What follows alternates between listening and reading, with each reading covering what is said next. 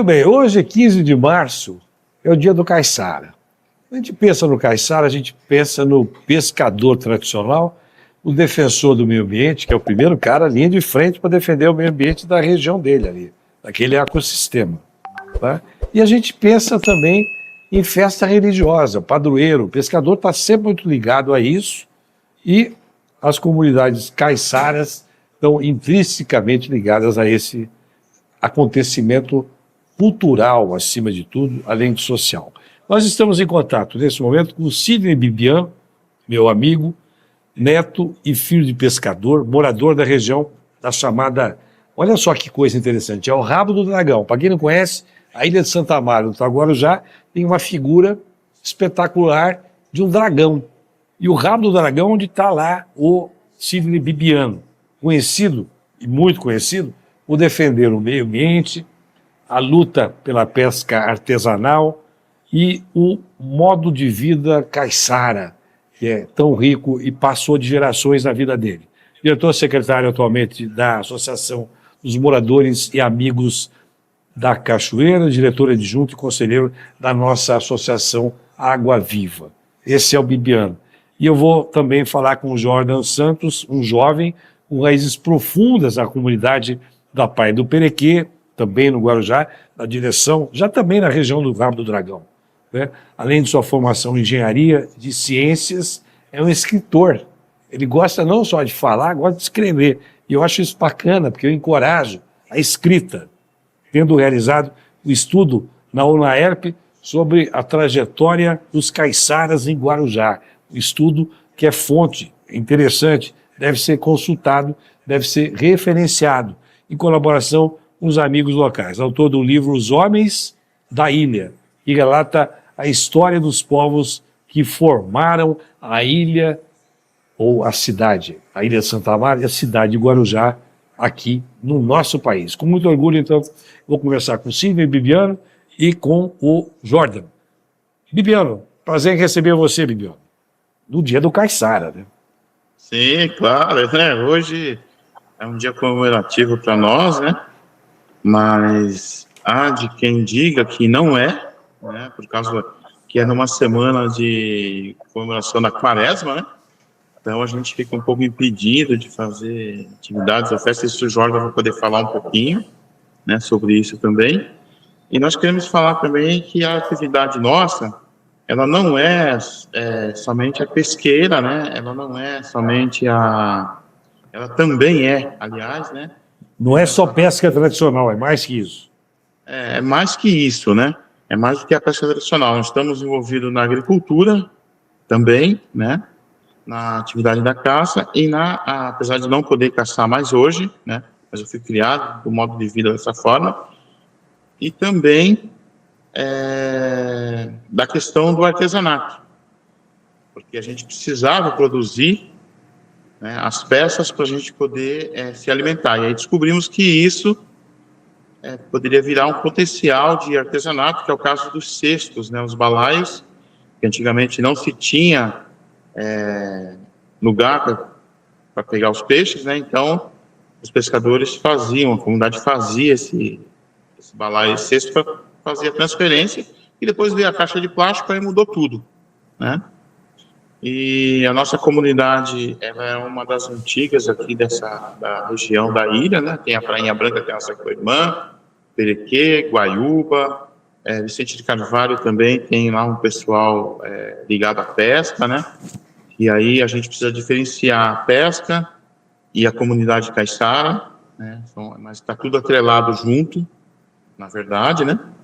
E aí a gente fica muito feliz em poder comemorar esse dia. Inclusive existe uma lei municipal no Guarujá feita para isso, né? Para a comemoração. E ao mesmo tempo nós estamos muito tristes porque o município de Guarujá ele parou com essas comemorações em 2021, se não me engano. A Secretaria fazia essa comemoração junto com a gente e depois ela acabou, após a pandemia, acabou não fazendo mais. E aí quem comemora somos nós mesmos, fazendo alusão a esse dia, né, colocando aí nas redes sociais. Eu fico muito feliz, né, Manuel, né, você por ser nascido na cidade, conhecedor da cidade, e também em Caiçara, né, a gente fica feliz essa comemoração e essa alusão a esse dia que não pode passar batido. Não pode mesmo. E você viu que mesmo a gente que defende e é sensível à luta do Caiçara, tem às vezes alguma dificuldade, porque você imagina, o artesanato, eu quero falar com o Jordan sobre isso e com você de novo. Tem todo, né, eu falei da pesca, a pesca é tradicional, mas aí você disse, é mais que isso. Tem muito mais que isso, eu queria que vocês me explicassem melhor. E esse aqui é o nosso segundo podcast. Nós começamos agora o podcast. Primeiro falamos do aeroporto, viu? Trouxemos dois especialistas, agora falando com vocês, porque é um dia especial e um dia que deve ser especial sempre. Porque eu também não gosto muito desse negócio de comemora no dia e depois esquece o ano inteiro. Tem que estar toda hora lembrando disso, porque é dessa vivência, desta origem, que a gente traz a força que leva a gente para frente.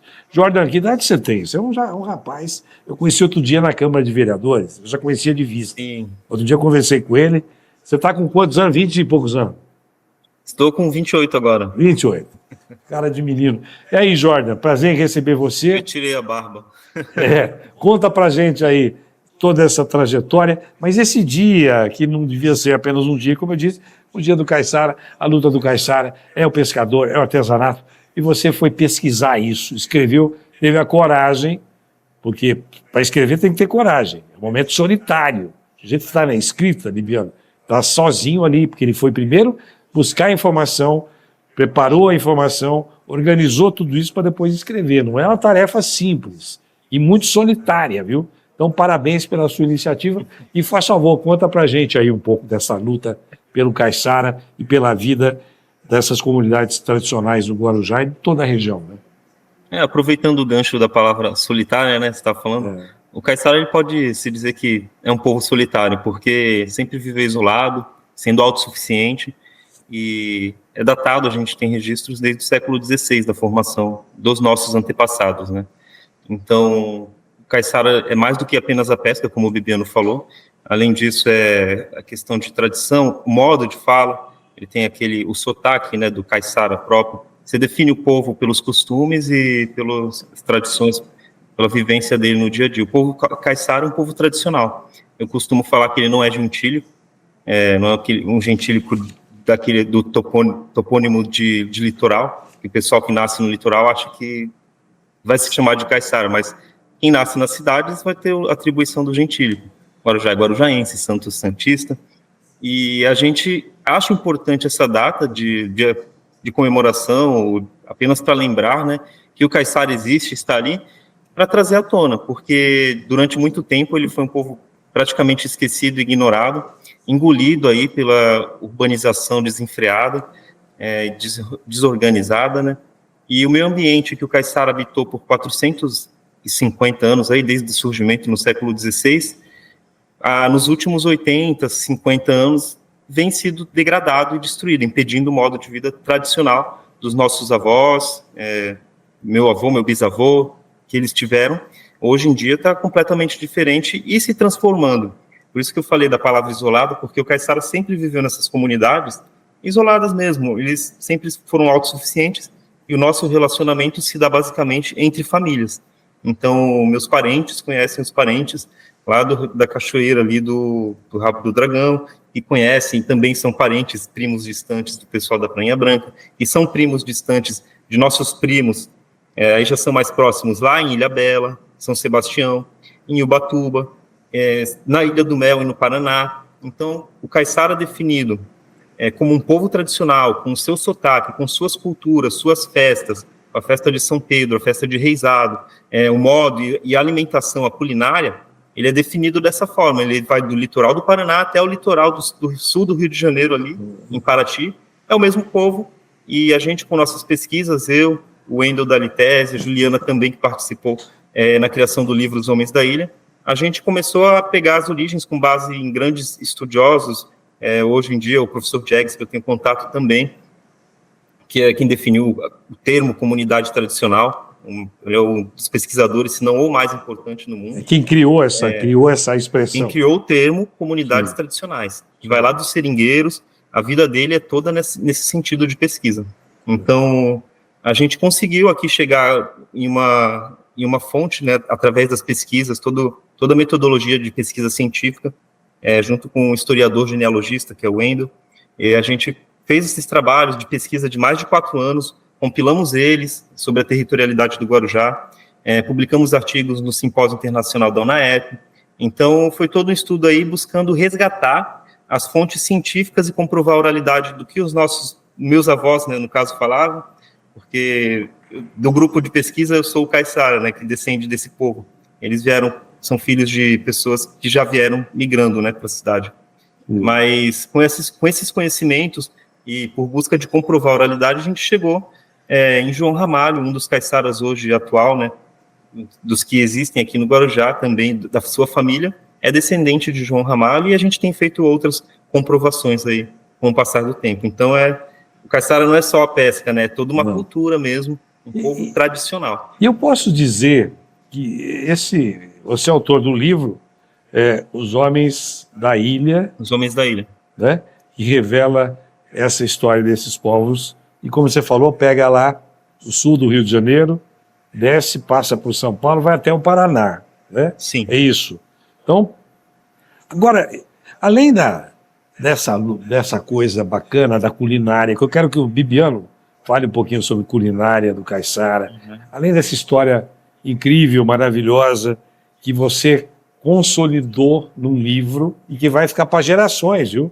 É diferente da palavra falada, a palavra escrita fica para gerações.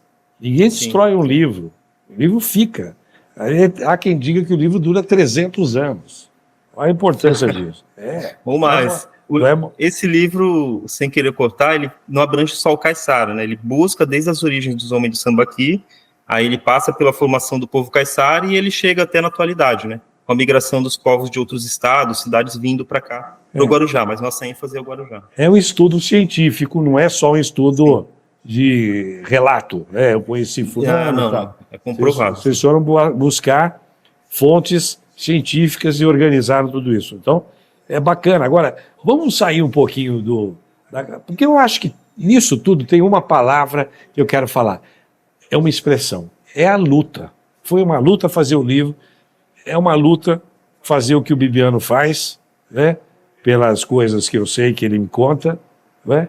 Eu posso resumir a vida do caiçara como uma expressão de luta permanente? Pode dizer isso? Ou estou exagerando? É uma ótima definição, na verdade. Eu sinto isso, por isso eu estou perguntando. E essa luta não para, né? Essa luta não para, está passando de um para outro, são gerações e gerações. Você vê o Bibiano, neto e filho de pescador. Você com raízes também profundas em tudo isso. E chega, eu quero falar agora de comida, que eu estou com uma fome, vou falar uma coisa para você. Falar de comida. Como é que é a comida, como é que é a culinária caiçara, Bibiano? Que aí ele é professor, né? Aí, Bibiano.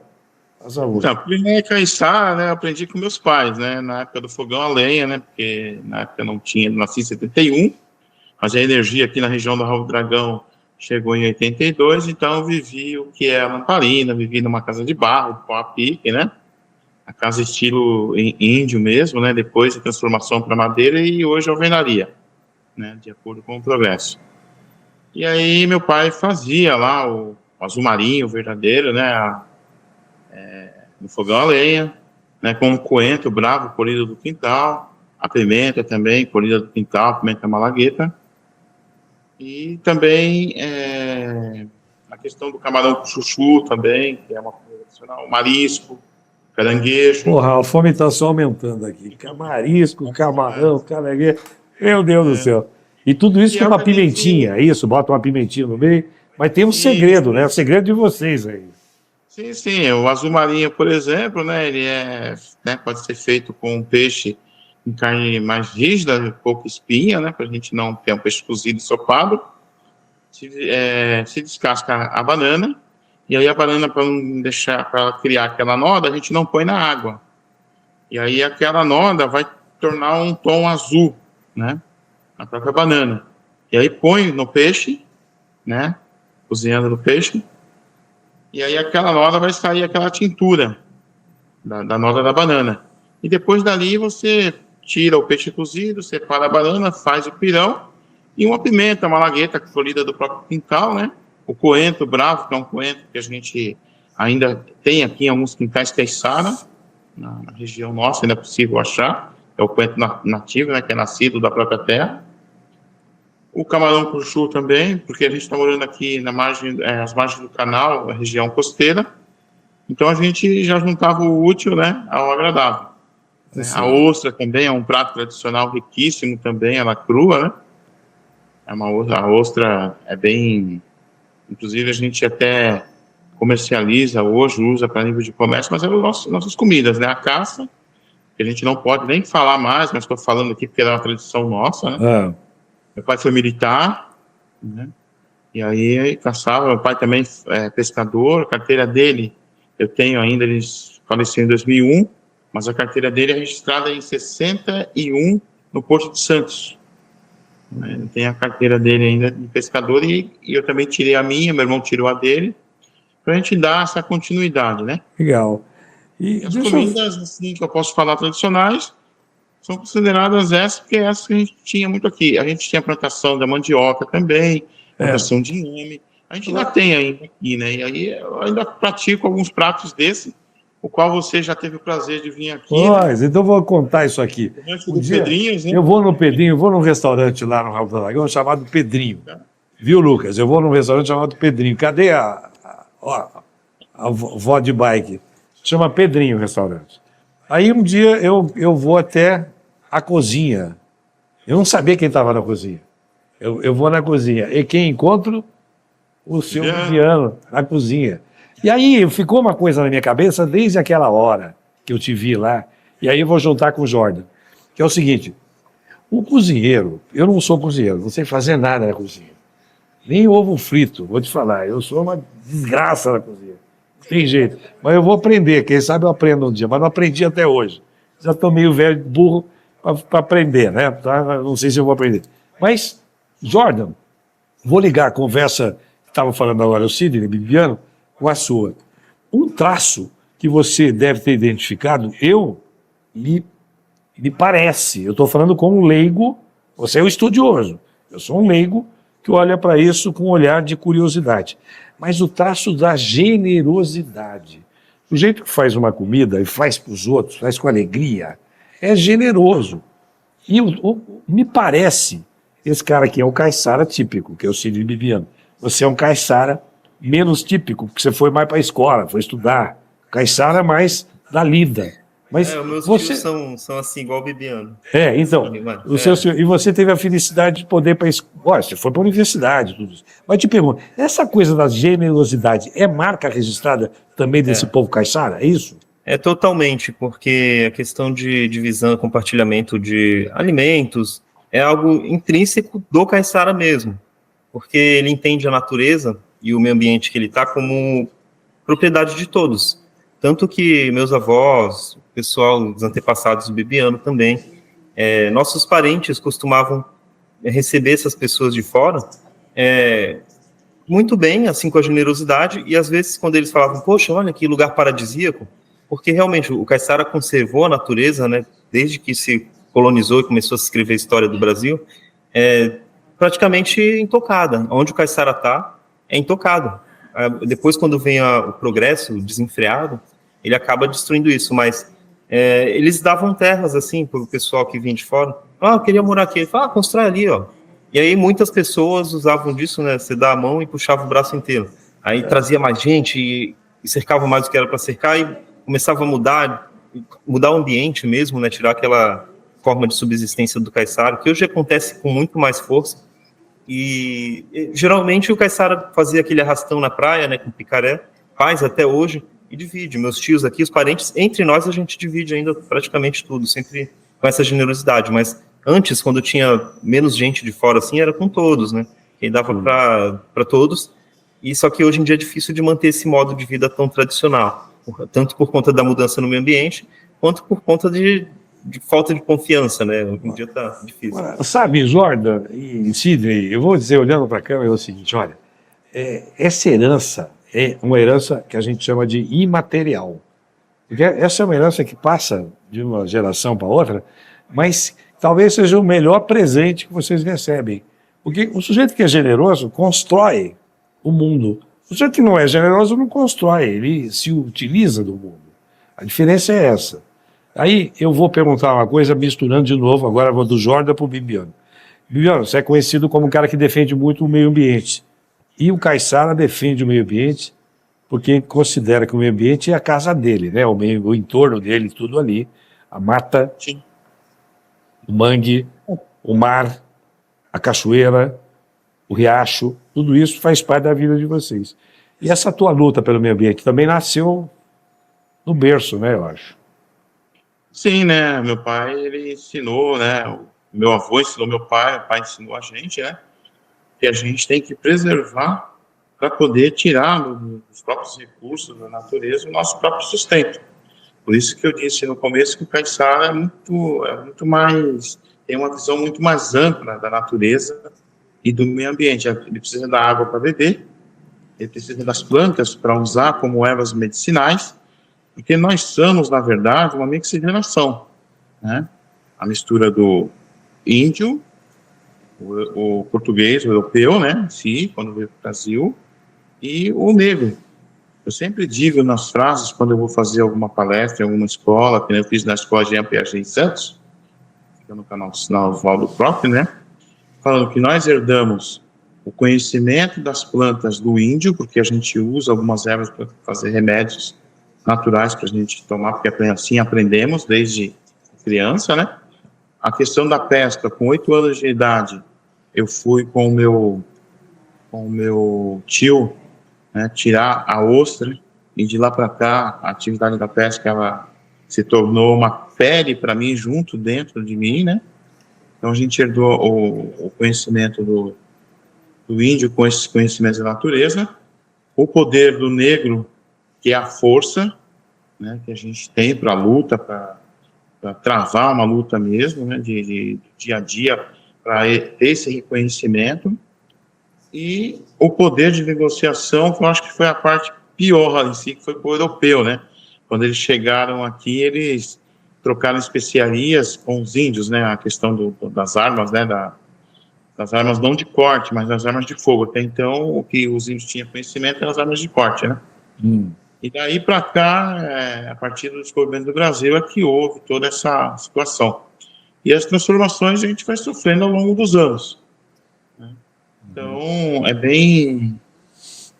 as pessoas só não veem a história, só não entendem, eu acho que porque não querem, porque não conhecem. Sim. O que muito me espantou agora, recentemente, na Câmara, nós vamos fazer uma batalha lá do plano diretor, né?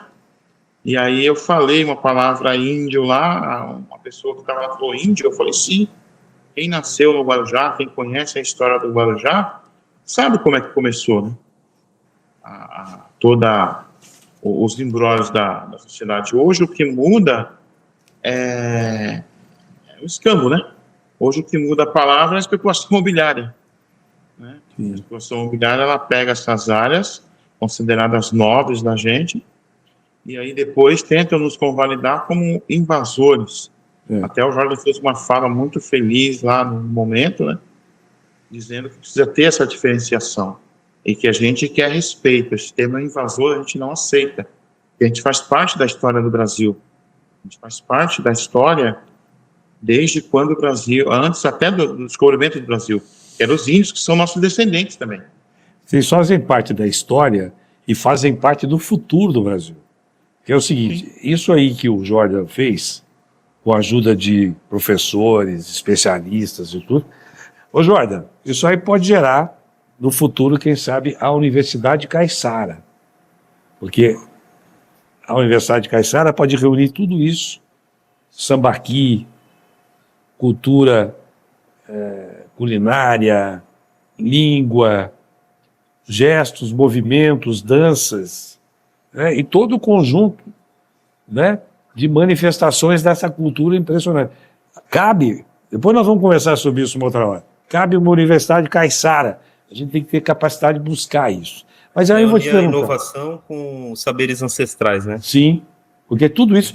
você imagina, primeira Universidade Caiçara do Brasil. Acho que poderia ser. A Associação dos Caiçaras, ela busca fazer isso. Ela tem desenvolvido alguns projetos. Para isso. Eu ajudei a fundar para unir a inovação, saberes ancestrais com a inovação e conhecimento atual que a gente tem. Então vamos lá, Água Viva, nós vamos levar isso para a diretoria da Água Viva, que a gente não faz nada sozinho. O Bibiano faz parte da diretoria adjunta, nós vamos levar isso para a diretoria e vamos certamente aprovar uma manifestação forte a favor de um desenvolvimento que reúna institucionalmente todas essas energias numa espécie de universidade. Por que não? Universidade Caiçara. Vamos lutar por isso. Agora, eu quero te perguntar do artesanato, Jordan. O artesanato. A gente vê, é o índio, é o caiçara, esse artesanato, ele busca o seu espaço, mas também com muita dificuldade, né? Sim, é que o artesanato ele é uma concepção, assim, se a gente for parar para pensar hoje, como uma arte, né? A gente olha o artesanato, então já vem do nome, a arte. E só que é nada mais, nada menos, o Bibiano falou, como os nossos utensílios, né? Os nossos avós, meu pai faz até hoje, muita coisa de bambu, meus tios. Então, os caiçaras sempre trabalharam com o que tinham da natureza, mas com uma consciência ambiental que vem do índio, realmente. E o manejo de ferramentaria, de construção de ferramentas, de construção de utensílios, toda essa inteligência mais avançada, né, que os índios não tinham tão desenvolvido ainda, eu acredito que é uma herança europeia, sim, porque as pessoas confundem também, é difícil explicar isso, qual que é a origem do caiçara. O caiçara é um índio? Não, porque os caiçaras não viveram com os índios, a gente ainda tem tribos indígenas atualmente, tem aqui em Bertioga, tem algumas tribos ainda, muitas na Amazônia, só que o caiçara, ele foi o filho do europeu.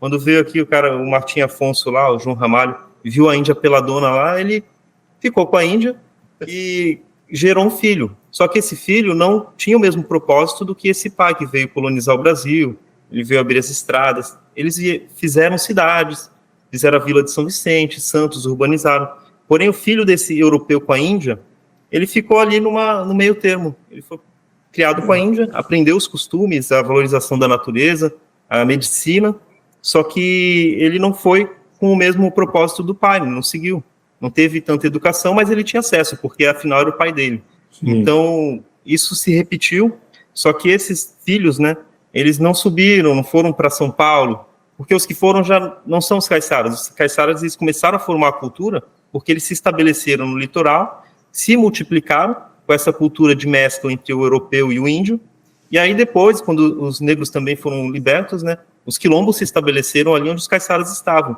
Então, houve também uma miscigenação. Mas eu acredito que o conhecimento artesanal, né, da arte, ele era o utensílio que eles usavam para fazer os talheres, para fazer o barco, para fazer tudo o necessário para o dia a dia, para construir o moinho, para fazer todas as ferramentarias para farinha de mandioca.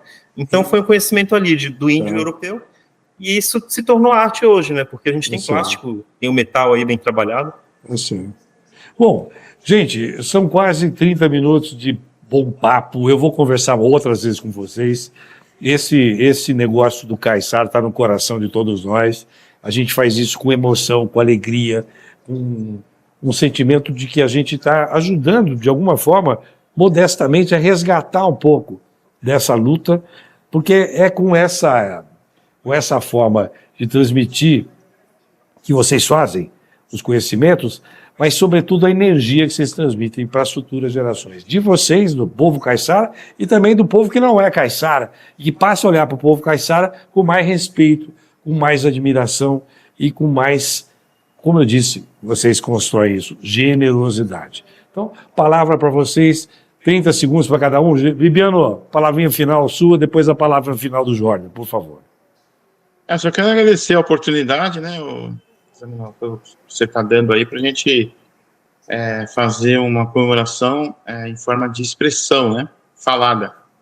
Isso é muito bom, que a gente sente muito isso, essa falta nas políticas públicas atuais hoje, somente a cultura. Nós temos uma Secretaria de Cultura que a gente não consegue se expressar, né, porque eu acho que eles não querem, né, que a gente se expresse, que a gente fale, porque quem tem história e quem conta história, né, é difícil de se remover do lugar, né.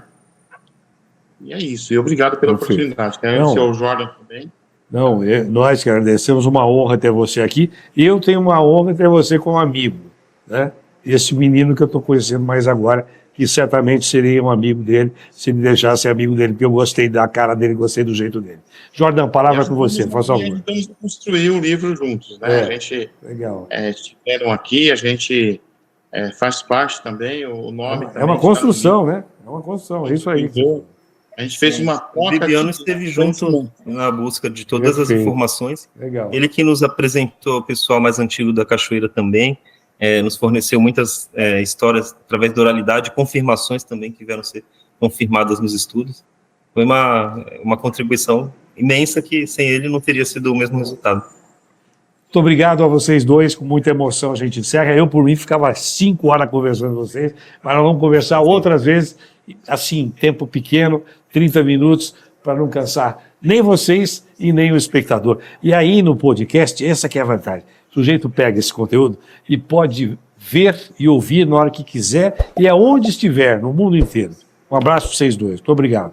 Abraço, obrigado, gente. Obrigado, Bibiano. Vamos em frente. Esses dois vão ser parceiros nossos permanentes aqui. Um abraço para vocês.